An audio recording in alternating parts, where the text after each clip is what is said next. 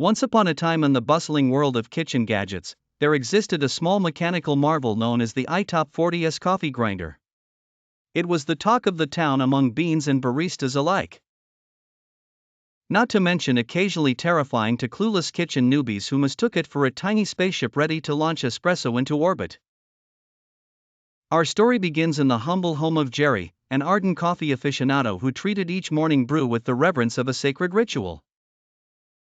His trusty, albeit ancient, coffee grinder had finally decided to ascend to Silicon Valley's great recycling plant in the sky, leaving Jerry in a caffeine crisis of colossal proportions.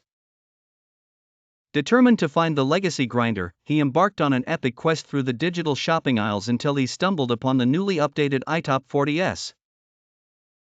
Dazzled by 5-star reviews that spoke of its unparalleled grinding prowess, simplicity in operation, and the delightful whir it emitted while munching on coffee beans, Jerry decided this was the champion he needed.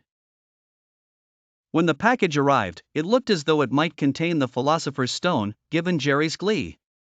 He carefully unboxed the Itop40s, which greeted him with a sleek design that screamed, "I'm too sophisticated for instant coffee." The Itop40s boasted a user-friendly interface that even Jerry's cat seemed interested in operating. With more grind settings than an Instagram model's lifestyle updates, Jerry was convinced this grinder could prepare beans for espresso as well as a coarse French press. The magic of the Itop40s lay in its quirky promises. Who knew a grinder could claim to function as an aromatherapist by preserving every delightful coffee scent?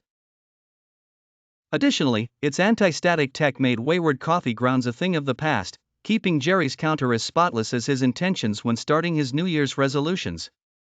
Of course, all was not serene in the realm of caffeinated contraptions. Jerry's neighbor, old Mr. Grumble, habitually brewed a pot of bitterness, purchased from the local store as discount delight, couldn't contain his amusement. "It's just a fancy grinder," he would chuckle to his dog every morning. "I've been whacking my beans with a rolling pin for decades." Nevertheless, Jerry paid no mind to such sentiments, and the Itop40s soon became a family favorite. The rhythmic dance of the grinder blades on a crisp morning sounded almost symphonic, a testament to its unparalleled construction.